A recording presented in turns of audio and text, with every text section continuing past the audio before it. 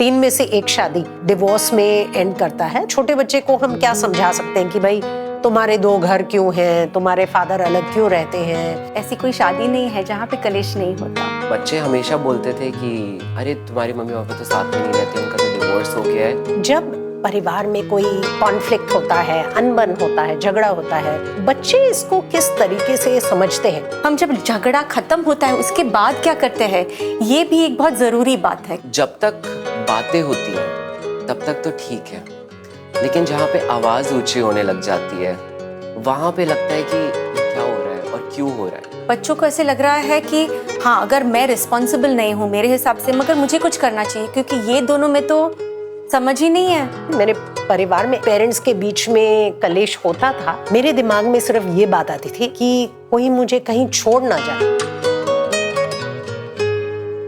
Parenting आजकल में आपका स्वागत है। पेरेंटिंग के टॉपिक पे आजकल कितने सारे नए सोच विचार हैं, कितने सारे सवाल हैं। दुनिया इतनी तेजी से बदल रही है और पेरेंट्स को कभी कभी समझ में नहीं आता कि किससे ये सारी चीजें पूछें, किसका एडवाइस लें। इस शो पे हमारी कोशिश है कि पेरेंटिंग के इस सफर में हम आपके साथ ही रहें। मैं डॉक्टर विभा हूँ, एक डेवलपमेंटल पीडियाट्रिशियन, यानी कि बच्चों के डॉक्टर और बाल विकास में स्पेशलिस्ट। ये शो आप देख रहे हैं मच मच मीडिया पे, जो एक सोशल इम्पैक्ट मीडिया प्लेटफॉर्म है। इस शो में हम आपके लिए तरह तरह के गेस्ट लेके आएंगे, जैसे कि प्रोफेशनल्स या एक्सपर्ट्स, युवा और आप ही के जैसे पेरेंट्स। जिंदगी में कोई भी परेशानी हो, कोई प्रॉब्लम हो, तो हम पहली बारी जब भी उसका सामना करते हैं तो फिर हम अपने फैमिलीज की तरफ देखते हैं कि वो हमें हेल्प करें।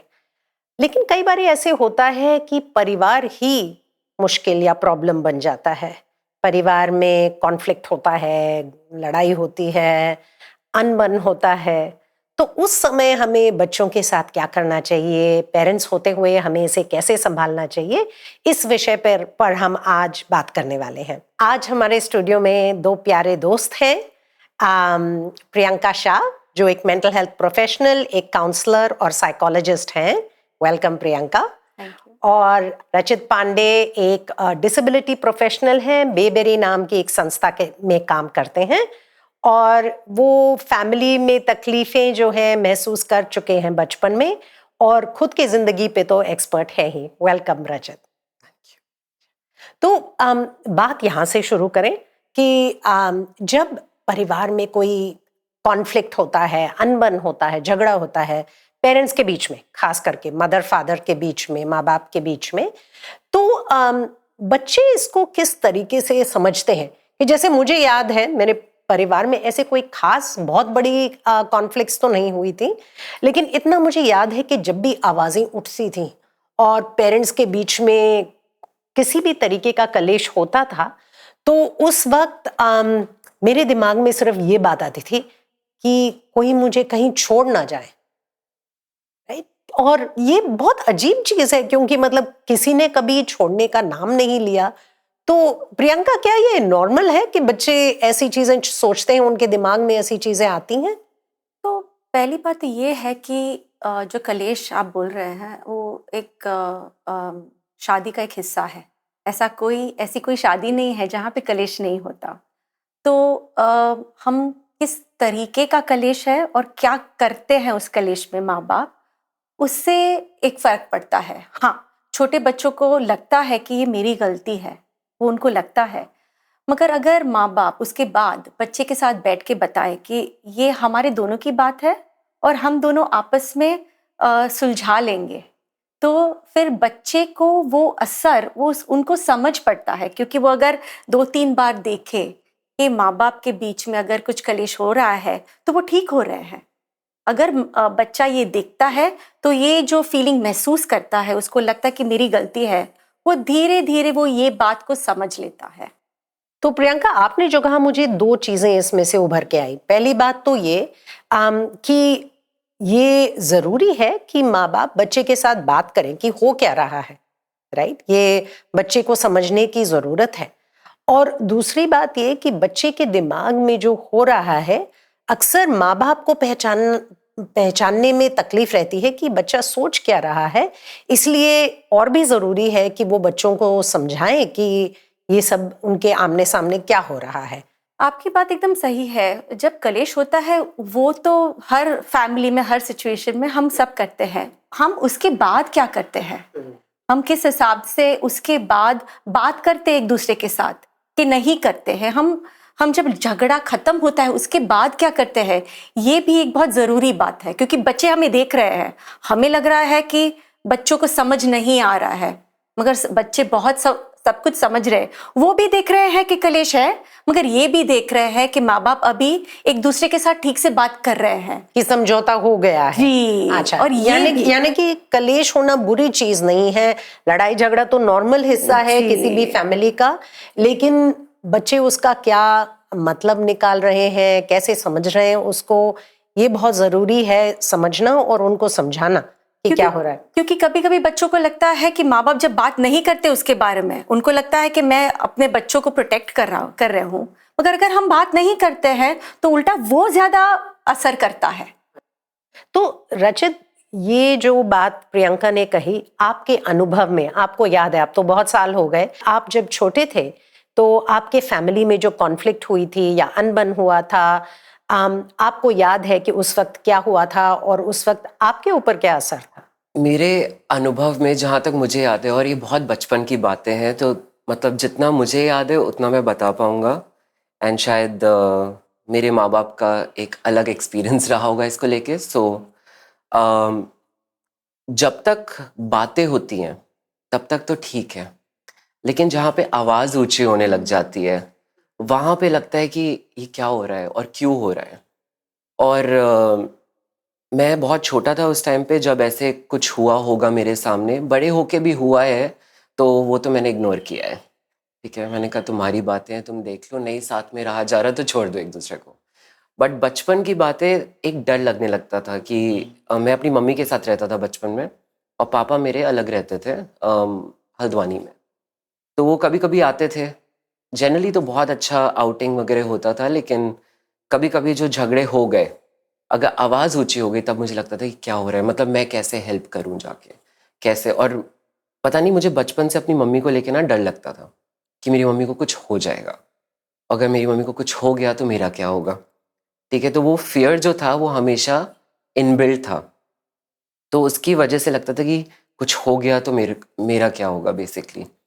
रचित, एक आपने बहुत इंटरेस्टिंग बात कही कि आपको लगता था कि आपने ये चीज रिजॉल्व करना है, कि आपको कुछ करना है इसके बारे में। तो प्रियंका, ये नॉर्मल है, बच्चों को लगता है कि मुझे कुछ करना चाहिए। अगर मैं अपनी बात करूं, आपकी एब्सोल्युटली बात सही है, क्योंकि बच्चों को ऐसे लग रहा है कि हाँ, अगर मैं रिस्पॉन्सिबल नहीं हूं मेरे हिसाब से, मगर मुझे कुछ करना चाहिए, क्योंकि ये दोनों में तो समझ ही नहीं है और मुझ में है। अगर मैं यहाँ पे हूँ तो अगर मैं उनकी मदद नहीं करूंगी तो मेरी बच्ची को भी लग जाता है कि तो फिर क्या होगा, मेरा क्या होगा। ये चीज़ वो मुझे बता पाती है कि मैंने पूछा उसको, आपको डर क्या लगता है, तो उसको डर ये है कि फिर आप दोनों अगर अलग हो जाएंगे या कुछ भी करेंगे तो मेरी देखभाल कौन करेगा। तो बच्चों को ये होता है कि मुझे स्कूल कौन लेके जाएगा, मुझे खाना बना के कौन देगा, ये सब चीज़ें कौन करेगा। तो ये मुश्किल हो जाती है। और रचित, आपको याद है कि आपने उस वक्त किया क्या?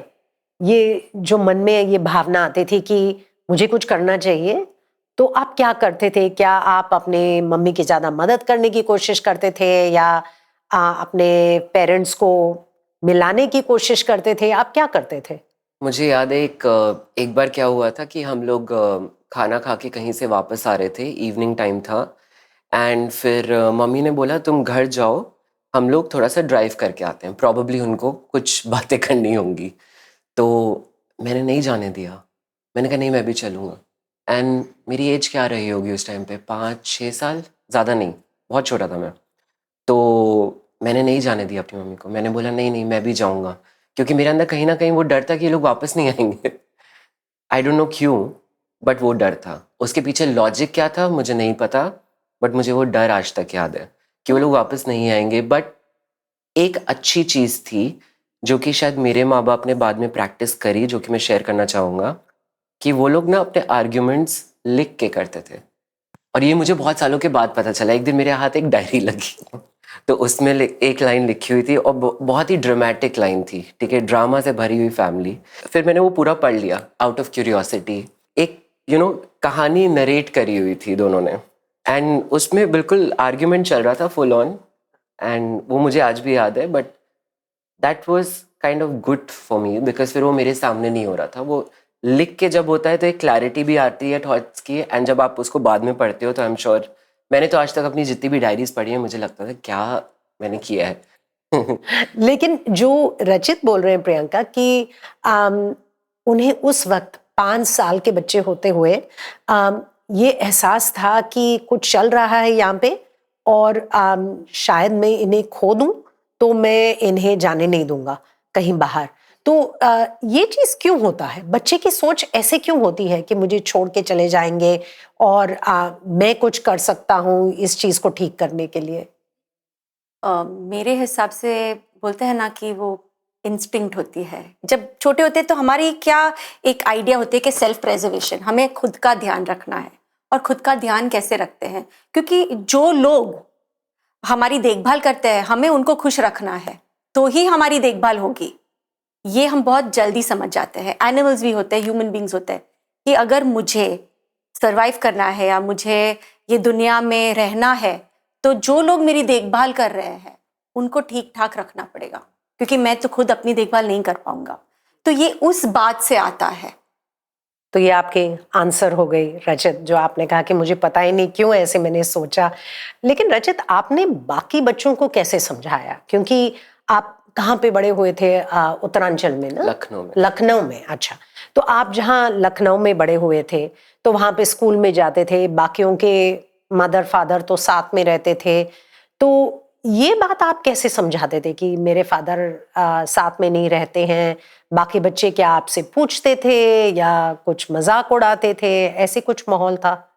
ओ, हर समय आई थिंक मुझे याद है कि उस टाइम पे हर किसी को ये लगता था कि मेरे पेरेंट्स का डिवोर्स हो चुका है, और नहीं हुआ था। They were just separated. Initially separated थे, उसके बाद फिर पापा आने लग गए थे, एंड जहाँ तक मुझे याद है जब से मैंने होश संभाला है तब से पापा वंस अ मंथ या वंस इन 6 मंथ्स आते ही आते थे। और मुझे आज भी याद है मम्मी और मैं बैठ के हम गाना गाते थे, पापा जल्दी आ जाना, ढेर सारे खिलौने लाना। तो ऐसे मेरी मम्मी मुझे खुश रखती थी कि पापा आएंगे। पर हाँ, वो बच्चे हमेशा बोलते थे कि अरे तुम्हारी मम्मी पापा तो साथ में नहीं रहते, उनका तो डिवोर्स हो गया है, और ये सब उनको उनके पेरेंट्स से पता चलता था।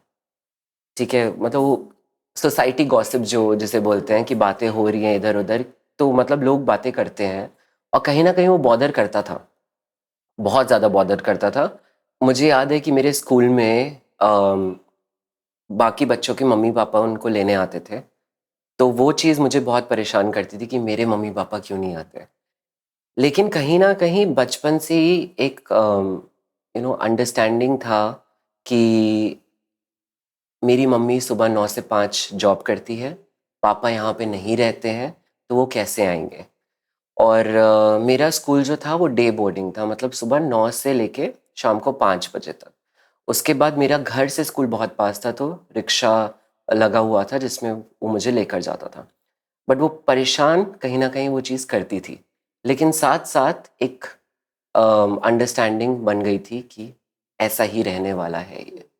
तो मैंने उसको एक्सेप्ट कर लिया था एक तरीके से कि जैसे इंडिया सबसे कम डिवोर्स है इंडिया में, मतलब 1% कहा जाता था, लेकिन अगर हम सिटीज में देखें तो बहुत बढ़ चुका है। डिवोर्स के रेट्स बढ़ते जा रहे हैं, अभी 30% के करीब, यानी कि 3 में से 1 शादी डिवोर्स में एंड करता है। तो ये चीज जो है, जो बदलता जा रहा है वातावरण हमारा, तो उसमें हम पेरेंट्स को क्या बता सकते हैं कि वो अपने बच्चे को डिवोर्स के बारे में या सेपरेशन के बारे में कैसे समझाएं? जैसे रचित के पास अगर कुछ शब्द होते अपने दोस्तों के साथ बताने के लिए या दूसरे दोस्तों को बताने के लिए, तो क्या बताते? मतलब छोटे बच्चे को हम क्या समझा सकते हैं कि भाई तुम्हारे 2 घर क्यों हैं, तुम्हारे फादर अलग क्यों रहते हैं? ये सारी चीजें कैसे समझाई जाए? बहुत एक कौन सी उम्र के बच्चे हैं और उनका वो किस हिसाब से समझ सकते हैं उस पे भी डिपेंड करता है। हमें उस हिसाब से बात करनी, जैसे कि 2 बच्चे एक ही उम्र के हो सकते हैं मगर उनकी समझ अलग हो सकती है। तो माँ बाप को ये बहुत ज़रूरी है समझना उनकी क्या समझ है और उस हिसाब से बात करनी है। कभी कभी मैंने क्या देखा है कि बहुत ज़्यादा बोल देते हैं कि ये सब प्रॉब्लम है, ये है, वो है, और बहुत ज़्यादा जो ज़रूरी बात नहीं है। हम दोनों में कुछ चीज़ें ऐसी है जो हम लड़ाई करते हैं, समझ नहीं पा रहे हैं, हमारा दुनिया को देखने का नज़रिया अलग है, ये ऐसी चीज़ें बोल सकते हैं, मगर बहुत ज़्यादा भी नहीं जाना है और ऐसा भी नहीं है कि बिल्कुल कम बोलना है या बोलना है कि अभी मैं आपके लिए कर रहा हूँ या कर रही हूँ ताकि आप खुश रह सके। कई बार माँ बाप ऐसा बोलते हैं जो मेरे हिसाब से, मैं गलत नहीं बोलूँगी, मगर ये चीज़ कभी कभी ठीक नहीं होती, क्योंकि बच्चों को फिर ऐसा लगना है कि मेरे माँ बाप मेरे लिए कर रहे हैं, तो भी मेरी जिम्मेदारी हो जाती है कि मैं उनकी देखभाल करूँ। और फिर बच्चे क्या करते हैं कि जो भी माँ बाप बोले मैं ना नहीं बोल सकता। ये भी एक चीज ठीक नहीं है, क्योंकि अगर बच्चा सीखता है कि मैं माँ बाप को कुछ बोल नहीं सकता और जो मम्मी बोल रही है मुझे सब उनके हिसाब से करना है, तो उससे भी चीजें गलत हो सकती है घर पे। तो यानी कि अगर हम बच्चे को समझा रहे हैं, पहली बात तो उसकी जो विकास है, उसकी दिमागी विकास के तौर पे सोच के हमें उन्हें बताना चाहिए। तो अगर मानो छोटा बच्चा है 6 साल के उम्र से कम, तो उसको सिर्फ ये बताएंगे, जैसे हमने पहले बात किया कि ये तुम्हारी वजह से नहीं है, करेक्ट, और तुम सुरक्षित हो, तुम उसी स्कूल में जाओगे, तुम्हारे वही दोस्त रहेंगे, ये पापा और मेरे बीच की बात है, हमारी बन नहीं रही है, और इसीलिए वो अलग रहते हैं, लेकिन दोनों आपसे प्यार करते हैं। तो ये हम समरी में उनको बता सकते हैं, संक्षेप में, है ना? और उस टाइम पे ये भी पूछना है कि आपको क्या लगता है क्या हो रहा है, क्योंकि हम तो अपना बता दिए, मगर उन्होंने क्या समझा है उसके बारे में, ये तो शुरुआत उससे करनी चाहिए प्रियंका की, शुरुआत भी और अंत भी, क्योंकि आपने जब तुम्हें क्या समझ में आया, हाँ, आपको क्या समझ आया और आप मुझे बताइए आपने क्या समझा है। और कुछ तो आपको आज नहीं मगर कल कुछ तो सवाल होंगे, आप हमें आके कभी भी पूछ सकते हैं कि ये चुप्पी वाली बात नहीं है, शर्मिंदगी वाली बात नहीं है, आप इसके बारे में मेरे साथ बात कर सकते हैं। और ये बहुत एक ज्यादा महत्व की बात है कि चुप्पी नहीं रखनी चाहिए, क्योंकि अभी भी मैंने ये देखा है मेरे प्रैक्टिस में भी कि अगर फैमिली में ये है कि किसी को बताना नहीं, एकदम चुप रहना है, तो वो ज्यादा आगे चल के उसका जो असर है वो ज्यादा पड़ता है बच्चों में। ये मैंने देखा है मुझे। एंड उम्र के हिसाब से जो आपने बोला वो बहुत मैं उसके साथ सहमत हूँ कि उम्र के हिसाब से चीज़ें होनी चाहिए, क्योंकि बचपन में तो मुझे पता ही नहीं था कि चल क्या रहा है। तो उससे क्या हुआ कि मैंने अपने हिसाब से सारे थॉट्स आना शुरू हुए कि क्या चल रहा है, अपने हिसाब से मैंने सोचना शुरू कर दिया। पर बड़े होते होते मेरे को उसका जवाब एक मैंने बना लिया था लोगों को बताने का। वो जवाब ये था कि पापा का वहाँ पे बिजनेस है और मम्मी की यहाँ पे सरकारी नौकरी है, तो सरकारी नौकरी तो आप छोड़ नहीं सकते ऐसे, है ना, तो वो ट्रांसफ़र ही होता है। अब यूपी और उत्तराखंड अलग हो चुका था, तो यूपी की अगर आपके पास स्टेट सरकारी नौकरी है तो उसका ट्रांसफ़र नहीं हो सकता उत्तराखंड में। तो वो मेरा एक जवाब बन गया था बड़े होते होते। और बहुत इम्पॉर्टेंट है कि आपके माँ बाप आपसे ये बातें करें, ना कि परिवार का और कोई इंसान आपको आके बोले कि तुम्हारी माँ वैसी या तुम्हारे पापा वैसे, और इन लोगों के बीच में तो होता नहीं, क्योंकि किसी और से सुनने में शायद वो ज़्यादा तकलीफ होती है। तो आपके साथ ऐसे हुआ था कि आपको किसी और से सुनने को मिला? क्या ये चुप्पी और शर्मिंदगी का माहौल था, आपको लगता है, इस टॉपिक के बारे में? हाँ, मुझे किसी और से सुनने को मिला, क्योंकि जैसे मैंने बताया कि मैं अपनी मम्मी के साथ रहता था। मेरी मम्मी ने कभी मुझे कुछ नहीं बताया, क्योंकि मेरी मम्मी नहीं चाहती थी कि मैं किसी के बारे में कुछ सोचूं, बुरा भला जैसा भी। तो उन्होंने मुझे कभी कुछ ऐसे बोला नहीं कि वो ऐसे हैं वो ऐसे हैं। मेरी मम्मी काफ़ी अच्छा एक छवि बना के रखी थी सबका, कि सब बहुत अच्छा है, सब बहुत प्यार करते हैं, तुम्हें सब बहुत प्यार करते हैं। वो था उसका फाउंडेशन।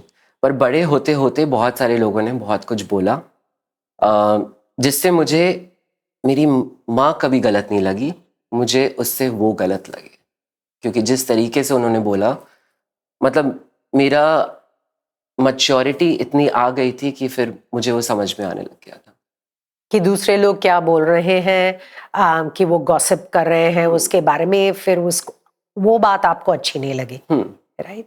और ये जो हम बात कर रहे थे दो अलग घर का, आप कभी अपने पापा के घर जाते थे उनके साथ रहने के लिए? हाँ, इनफैक्ट मैं 2 साल मैंने स्कूलिंग नैनीताल में करी है और 1 साल हल्द्वानी में करी है। तो वो टाइम था जब मैं अपने पापा के परिवार के साथ रहा हूँ 3 साल, और बहुत बचपन में, तीसरी, चौथी और दूसरी कक्षा। और उस समय आपको बताया गया था कि आप क्यों दो घरों में रहते हैं, कभी इस घर में कभी उस घर में? सच बताऊँ तो मैंने बोला था जाने के लिए, अच्छा। क्योंकि जब मैं केजी वगैरह में था तब मुझे ऐसे समझ में आया था कि मेरी एक बहन है। पहली बार मैं और मम्मी रामनगर गए थे, उस टाइम पे मेरे पापा के साइड के जो लोग हैं वो रामनगर में रहते थे, जहाँ पे मेरी पैदाइश हुई थी। तो जब मैं और मेरी बहन एक दूसरे से मिले, मुझे याद है मेरी बहन ने बोला था ये मेरा भाई है, और मेरे अंदर भी आता ये मेरी बहन है। और हमारे बीच में ज़्यादा उम्र का गैप नहीं है, 1.5 साल का है। तो मतलब बचपन हमारा बिल्कुल साथ में था जब हम पैदा हुए थे, लेकिन फिर शायद मैं पौने 2 साल का था जब से हम अलग रह रहे थे। तो वो यादें तो रहती नहीं है। तो उसने बोला ये मेरा भाई है, मैं इसकी बहन हूँ। तो तब मुझे बहुत कहीं ना कहीं दिमाग में रहता था कि मैं अपनी बहन के साथ रहूँ। तो मैंने बोला था कि मुझे अपनी बहन के साथ रहना है, तो मुझे एडमिशन दिलाया गया नैनीताल के एक स्कूल में, जहाँ पे मैंने 2 साल बिताया। लेकिन वो मेरी बहन का घर नहीं था, वो मेरी बुआ के साथ मेरे कज़न्स का घर था। तो 2 साल के बाद मैं बहुत नाराज़ था। मैंने बोला था कि मुझे अपनी बहन के साथ रहना है। तो फिर उन्होंने मुझे हल्द्वानी शिफ्ट किया, जहाँ पे मेरी बहन और मेरा परिवार शिफ्ट हो चुका था रामनगर से। उन्होंने खुद का घर बना लिया था। तो फिर 1 साल मैं अपनी बहन के साथ रहा, लेकिन उस 1 साल के बाद मुझे समझ में आ गया था कि मुझे इस घर में नहीं रहना है। तो फिर एक दिन मैंने रोते रोते अपनी मम्मी को कॉल किया कि मेरे को वापस आना है। तो प्रियंका, जो रचित बता रहे हैं कि दो घर और फादर का एक घर, मदर का एक घर, आजकल ऐसे है कि बहुत सारे बच्चे ऐसे माहौल में बड़ा हो रहे हैं कि मतलब उनके दो घर हैं वाकई। हालांकि रचित ने 1 बाय 1 किया, एक के बाद एक किया, लेकिन कुछ ऐसे बच्चे हैं कि हफ्ते में 3 दिन एक घर में, हफ्ते में 4 दिन एक और घर में। तो ये जो दो घरों में बड़ा होना रहता है, तो इसको कैसे संभाला जाए? कि पेरेंट्स को क्या समझाना चाहिए बच्चों को कि आप दो घर में क्यों रहते हो? आई थिंक पहले तो बताना है कि मम्मी पापा आपको बहुत प्यार करते हैं और हम दोनों को आपके साथ रहना है। मगर जो कि आपकी मम्मी ने किया था, आपको बताया गया था कि मदर और फादर दोनों आपसे बहुत प्यार करते हैं, ये बात का एहसास था आपका। जी, और फिर ये कहना है मगर हम दोनों में बनती नहीं है, और हमने ये हम सबके लिए, हम दोनों की मानसिक स्थिति के लिए ये ज़रूरी है कि हम अलग रहे ताकि हम खुश रह सके और हम आपके साथ भी अच्छा वक्त बिता सके। तो ये एक चीज़ माँ बाप बताते हैं, और वो कभी कभी ये चीज़ उनको समझाना ज़रूरी हो जाता है और बच्चे समझ भी लेते हैं। हमें लगता है कि ये बात वो नहीं समझेंगे। एक बात बहुत ज़रूरी हो जाती है, आप जो बोल रहे हो कि हम खुश रहेंगे, हमने इसीलिए ये फैसला लिया है, तो वो आपको फिर आगे चल के वो करना है। अगर आप बच्चे को बता रहे हो कि हम दोनों खुश रह रहे हैं, आप हमारे दोनों के लिए बहुत ज़रूरी हो, तो आपको जो आप बोल रहे हो वो आपको करना है। मुश्किल तब आ जाती है जब बच्चा देख पाता है कि माँ बाप ने बोला ये मगर हुआ कुछ और। क्या होता है कि माँ बाप फिर भी लड़ रहे हैं या कुछ ऐसी बातें एक दूसरे के बारे में कर रहे हैं, जिससे बच्चे को दिख रहा है कि ये लोग ने बताया कि ये दोनों खुश है, मगर ये तो बातें उनकी ऐसी है जहाँ पे मुझे पता चल रहा है कि वो खुश नहीं है।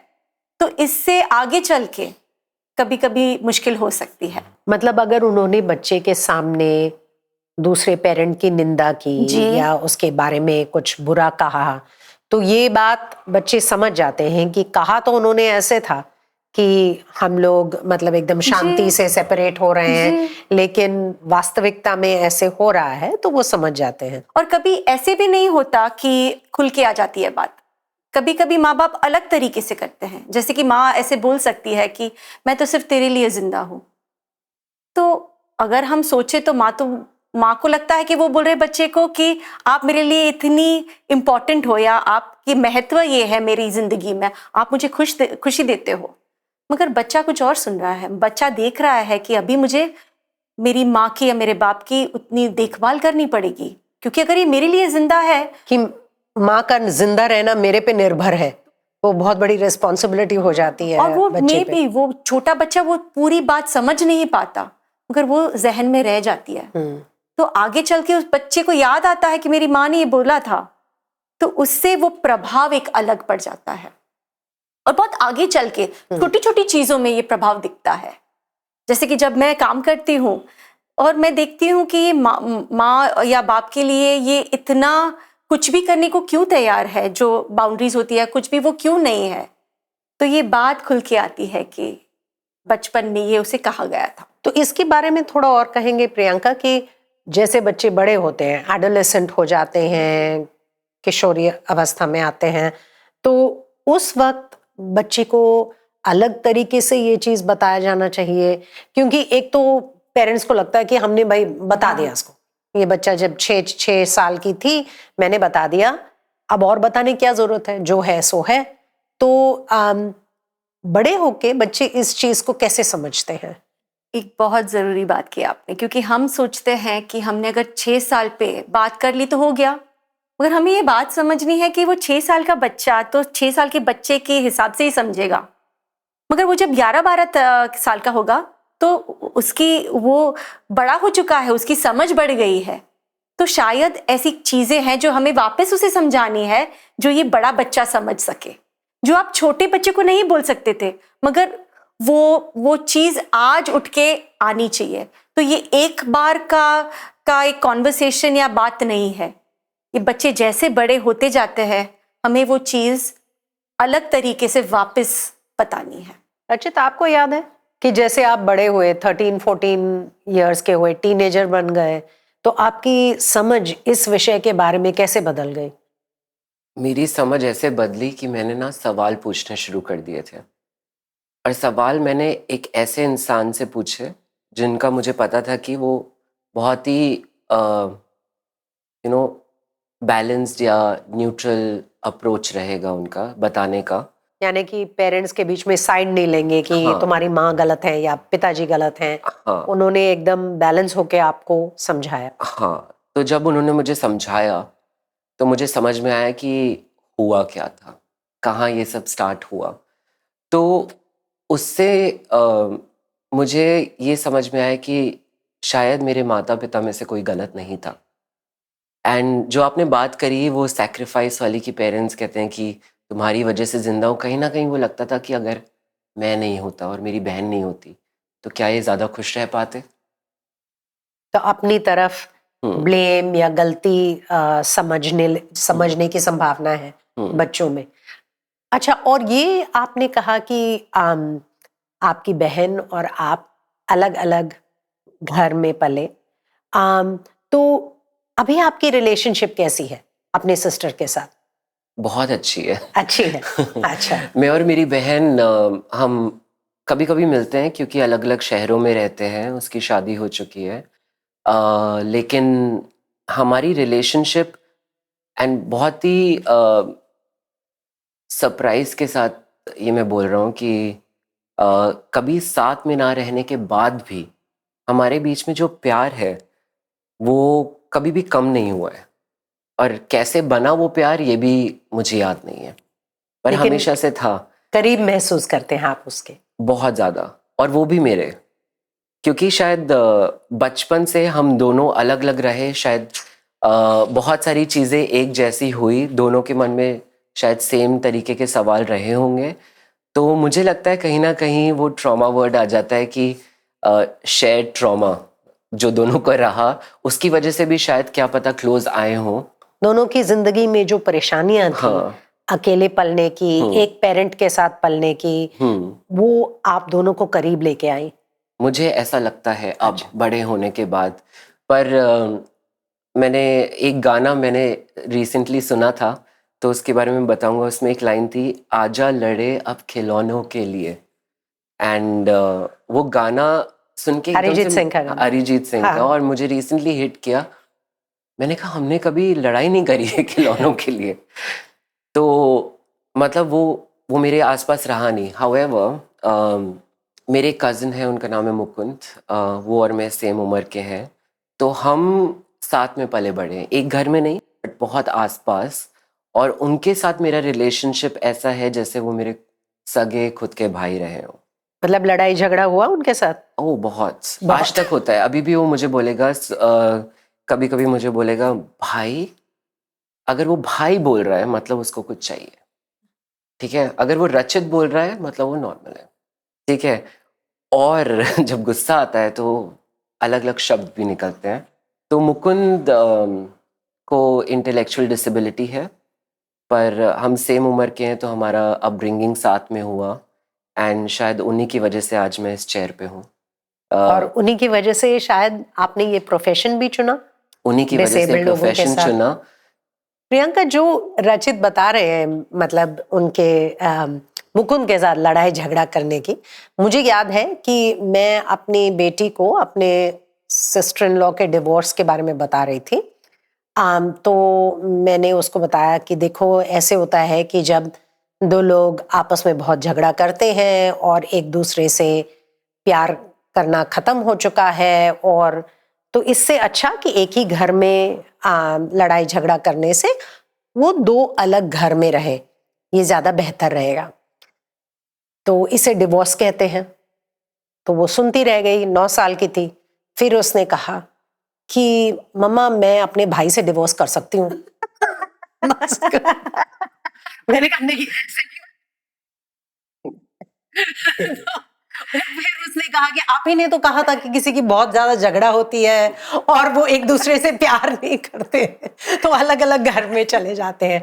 तो आई बात अपने सिबलिंग्स पे या भाई बहनों पे, तो मुझे तो याद है कि मेरी और मेरी बहन की लड़ाई होती थी, तो दूर से मेरे पिताजी या माँ के आवाज आती थी, विभा स्टॉप इट, राइट। ये पूछा भी नहीं किसने शुरू किया, क्या हो रहा है, कौन किसको मार रहा है, नहीं, वहीं से आ जाता था कि तुम्ही ने शुरू किया होगा, और ये मुझे बहुत बुरा लगता था।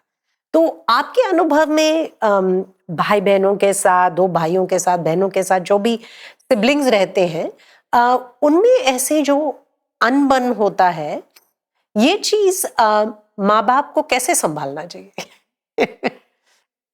ये बहुत एक अच्छा सवाल है, क्योंकि हर घर में होता है कि दो बच्चे हैं जो लड़ते हैं और उनके बीच में एक एक लड़ाई होती है। मगर हमें ये एक चीज़ समझनी है कि सिबलिंग में लड़ाई क्यों होती है। कभी कभी वो होता है कि अटेंशन के लिए। एक तो ये ज़रूरी बात है कि जो सिबलिंग्स के बीच अनबन होती है, उसमें हम माने या ना माने, उसमें एक कंपटीशन का एलिमेंट रहता है। कंपटीशन क्यों मैं बोल रही हूँ कि दोनों को अपने माँ बाप से वो वक्त चाहिए कि वो माँ बाप मुझे देखे। ये चीज़ हम जानबूझ के नहीं करते, ये होता है सिबलिंग्स के बीच में। मगर भाई बहन के बीच में जो छोटे हैं, तब अगर वो किसी बात पे लड़ाई करते हैं, तो मैंने ये एक चीज़ देखी है कि माँ बाप कई बार बहुत ज़्यादा बोल देते हैं, और ये जो लड़ाई है उससे जो सुलझना, एक कॉन्फ्लिक्ट का रेजोल्यूशन लाना, ये लेकिन जो लड़ाई झगड़ा हो रहा है उसको समाप्त करने की और उसका अंत देखने की कोशिश करना, मगर वो तभी होगा जब हम उनको लड़ाई करने देंगे। तो मैं ये उल्टा मानती हूँ कि हमें ये करना है माँ बाप को, शायद से, कि बताना है कि आप एक दूसरे को मार नहीं सकते, आप एक दूसरे को गलत चीजें बोल नहीं सकते, और ये सेफ्टी होनी चाहिए। मतलब गाली नहीं देनी चाहिए। गाली नहीं देनी चाहिए और सेफ्टी होनी चाहिए। लेकिन अगर उसने आके बोला कि उसने तो गाली दिया है मेरे को अभी, और उसने मारा भी है, ये तो मेरे साथ बहुत हो चुका है, मतलब मेरे जी। बच्चों के साथ। तो मैं हंस के हमेशा मेरे सेशंस में भी बोलती हूँ कि जब आप माँ बाप बनते हैं 2 बच्चों के, तो आप पहले रेफरी होते हैं। तो ये होती है माँ बाप का भी कभी कभी ये 2 बच्चों के बीच में जो अनबन होती है उसको सुलझाना भी उनका काम होता है, मगर आप किस तरीके से कर रहे हो। आप बोल रहे हो कि हाँ, आप क्या बोल रहे हो अभी ठीक तरीके से उनके सामने बताइए, आप क्या बता रहे हो वो सुनिए, दोनों सुनो। ये क्या बोल रहा है आपने सुना, ये दूसरा क्या बोला आपने सुना, आपके हिसाब से ये क्या बताना चाह रहा है। तो अगर माँ बाप बीच में पढ़ भी रहे हैं तो ये हमें सिखाना है कि सुलझाने कैसे है बातें। प्रियंका, यानी कि जब तक मारामारी नहीं हो रही है तब तक बीच में दखल नहीं देना है मेरे हिसाब से, क्योंकि ये भी एक बड़े होने की एक एक फेज है, अगर हिस्सा ही है।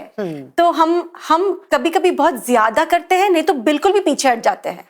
अगर हम बिल्कुल पीछे हट जाते हैं और दोनों एक दूसरे के साथ बहुत जोर जबरदस्ती कर रहे हैं या बहुत बुरी तरीके से बात कर रहे हैं, जो बुलिंग बोलते हैं, वो हो रहा है, तो फिर बच्चों को लगेगा कि माँ बाप मेरी सुरक्षा के लिए नहीं आ रहे। इसीलिए मैं ये शब्द बोलूंगी वापस के अगर सुरक्षा है, इमोशनल सुरक्षा और फिजिकल सुरक्षा, तो फिर ठीक है। ये मैं कहना चाहती हूँ प्रियंका, कितनी मुश्किल बात है ये कि ये समझना, ये बैलेंस रखना कि यहाँ पे मुझे दखल देना है, यहाँ पे मुझे नहीं देना है, यहाँ पे हटके रहना है और यहाँ पे मुझे रेफरी बनना है। ये मुश्किल है। ये आपकी बात बहुत सही है, क्योंकि सब बोलते हैं कि हमको परफेक्ट ही बनना पड़ेगा। एक पेरेंटिंग पे मैं हमेशा बात करती हूँ कि जो पेरेंट्स होते हैं, जो माँ बाप होते हैं, वो खुद बहुत अपने आप के बारे में सीखते हैं, राइट।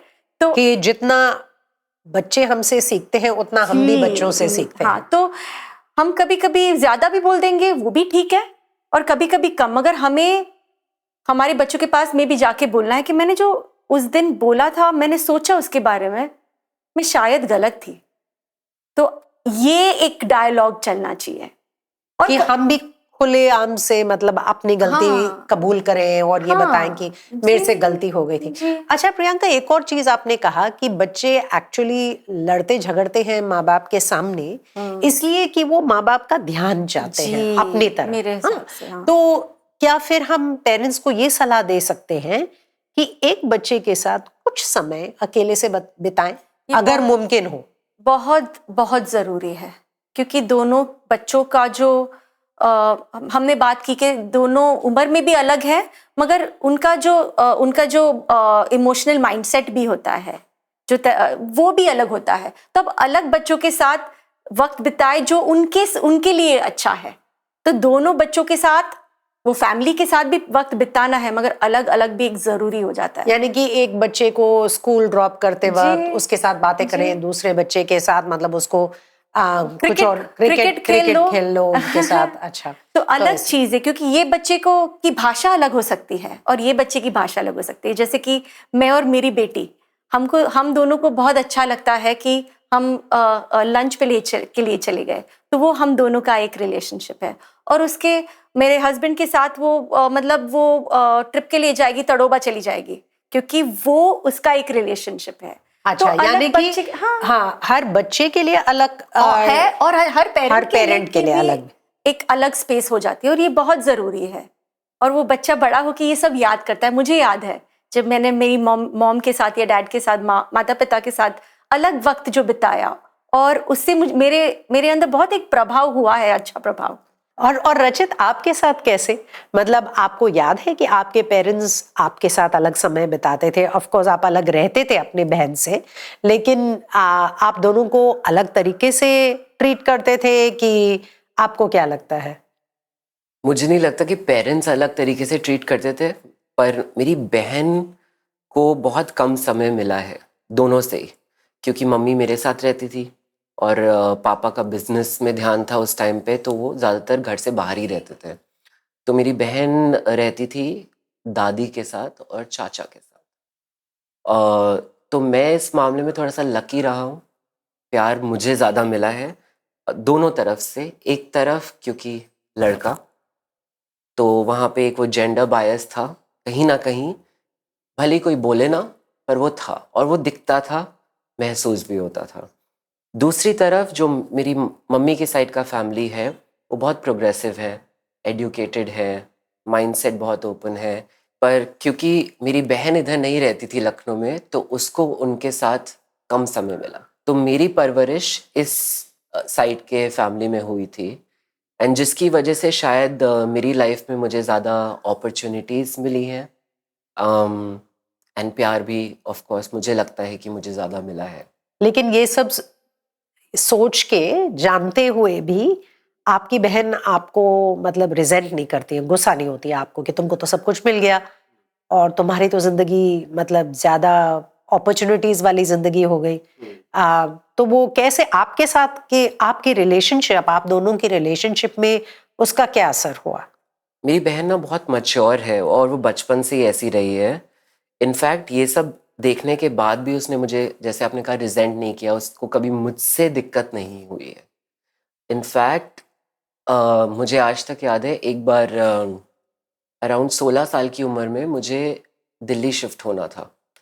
तो मेरी बहन ने मेरे साथ बैठ के प्लान बनाया और हमने एक स्टोरी बनाई जिसके बेसिस पे मैं दिल्ली शिफ्ट हुआ हूँ।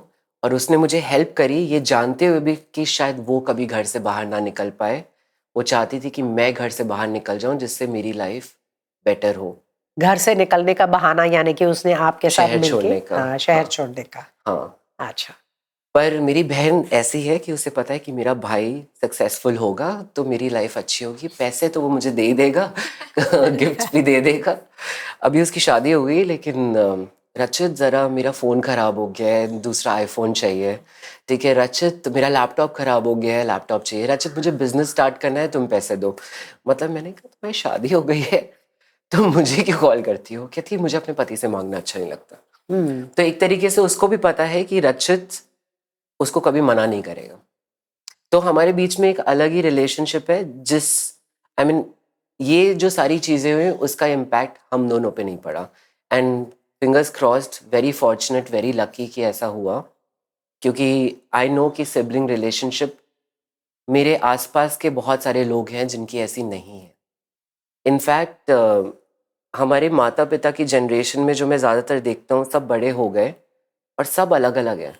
कुछ लोग तो एक दूसरे से बात भी नहीं करते। पता नहीं क्या ऐसा हो गया कि मतलब वो रिजॉल्व नहीं कर पा रहे अपनी दिक्कतें। छोटे छोटे ईगो इश्यूज मेरे और मेरी बहन में वो नहीं है, तो मुझे बहुत अच्छा लगता है। Very fortunate to have a sibling like that.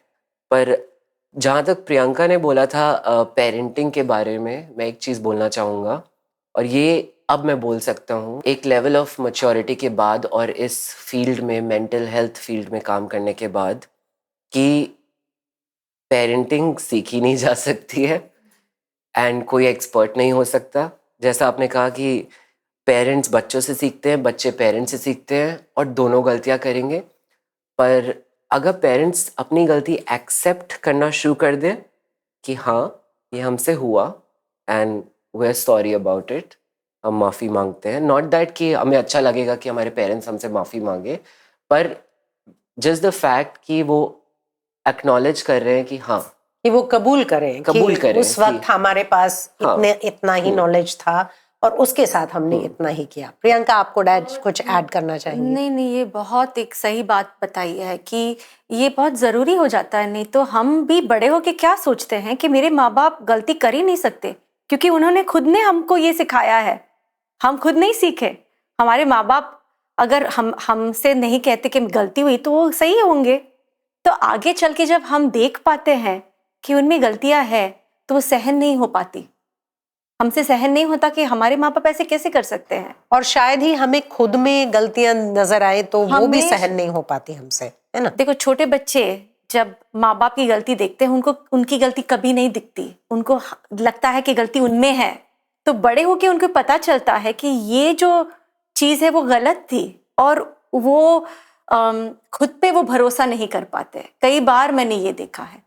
पर माँ बाप अगर आके बोल दे, जो आप बोल रहे हैं कि मेरी गलती हुई, तो उससे बहुत फर्क पड़ता है। बच्चा भी देखता है कि माँ बाप भी गलत हो सकते हैं, और हम माँ बाप को वो पेडेस्टल पर एकदम महान नहीं बना के रखते, हम उनको ह्यूमन लेवल वो पे भी देख इंसान सकते हैं। है। Right, वो भी इंसान है। एंड अगर इतने हाई एक्सपेक्टेशंस होने लग गए तो मेरे ख्याल से हर पेरेंट को साइकोलॉजिस्ट बनना पड़ेगा सही बात है। ट्रॉमा समझने के वो तो लिए, हम नहीं बन सकते। और वो नहीं बन सकते।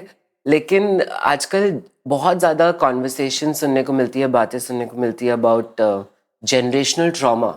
जो आपने बोला, जनरेशनल ट्रॉमा ऐसे ही तो पास होता है कि वो हाई एक्सपेक्टेशन सेट हो जाती है कि हमें ऐसा बनना है, हम गलत नहीं हो सकते, और फिर बड़े होते होते हमें रियलाइज होता है हमारे पेरेंट्स ने ये किया, फिर हम नहीं करेंगे अपने बच्चों के साथ ये। उसके चक्कर में जी एकदम हम सही बात और है। ट्रॉमा पास कर देते हैं। एकदम सही बात है। लेकिन रचित, जो आपने कहा कि साइकोलॉजिस्ट और डेवलपमेंटल पीडियाट्रिशियन को भी मतलब गलती करने की इजाजत होनी चाहिए। होनी कई चाहिए। बार ऐसे हुआ है कि मैं भी हैरान हो जाती थी कि मेरे बच्चे ऐसे कैसे कर रहे हैं। वो बेचारे, वो भी तो बच्चे हैं और मैं भी तो पेरेंट थी। तो इसीलिए माँ बाप को गलती करने की इजाजत तो जरूर मिलनी चाहिए, हर माँ बाप को। और मेंटल हेल्थ प्रोफेशनल्स पे तो ज्यादा प्रेशर होता है इन चीजों का। बिल्कुल। आप गलती नहीं कर सकते। आप तो लोगों को पेरेंटिंग सिखाते हो, आप कैसे गलत पेरेंट्स बन सकते हो? गलतियों से सिखाते हैं और किसी तरीके से। मैं हमेशा ही बोलती थी कि मैं बहुत अच्छा पेरेंटिंग एडवाइस देती थी। मैं खुद पेरेंट बनी उसके पहले, पेरेंट बनने के बाद मैं समझती हूँ, मैं सुनती हूँ। हाँ, क्योंकि बहुत एक फर्क हो जाता है। हमको लगता है कि हम सिखा सकते हैं पेरेंटिंग कैसे होती है, खुद जब पेरेंट बनते हैं तो हमें पता चलता है कि सब ठीक है, हम सब अपने इतना हिसाब आसान से नहीं है।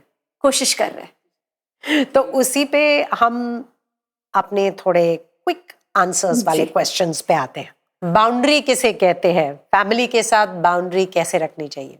बाउंड्री ये होता है कि खुद की सुरक्षा। ये मुश्किल है फैमिली के साथ, मगर बाउंड्री मतलब हम अपने आप को पहले समझना चाहिए। तो हम अपने आप को अगर समझ सके कि मुझे ये मैं हूँ और ये मेरी एक सीमा है, तो ये चीज एक तो समझनी क्या मेरी सीमा है, और वो काइंडनेस के साथ बतानी लोगों को। ये इंपॉर्टेंट है कि ना बोलना है, कब बोलना है और कैसे बोलना है। अभी मैं एक वाक्य शुरू करूंगी और आपको खत्म करना है, कंप्लीट करना है। रेडी? ओके। मेरी फैमिली की एक अजीब पर मजेदार आदत है।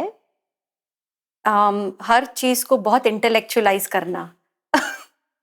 मुझे दिन में 15 बार कॉल करना मुझे पसंद है, पर कई बार मैं बहुत बिजी होती हूँ। और मेरे फैमिली का बताऊं जी। कि हम लोग जब गेम्स खेलते हैं, बोर्ड गेम्स, चाहे वो सांप सीढ़ी हो, लूडो हो या स्क्रैबल हो, उसमें बहुत चलाना होता है और बहुत मतलब मुकाबला तेज हो जाता है। तो अच्छा, अगर मेरी फैमिली एक रियलिटी टीवी शो होता तो उसका नाम होता? मेरे दिमाग में 2 नाम है। हाँ बोलो। एक है कहानी घर घर की, दूसरा है शरारत। मेरा शायद होता black and white. Black and white. अच्छा, मैंने रिलेशनशिप्स के बारे में अपने पेरेंट्स से जो सबसे इम्पोर्टेंट चीज सीखी वो है स्कोर नहीं रखना है कभी भी रिश्तों में।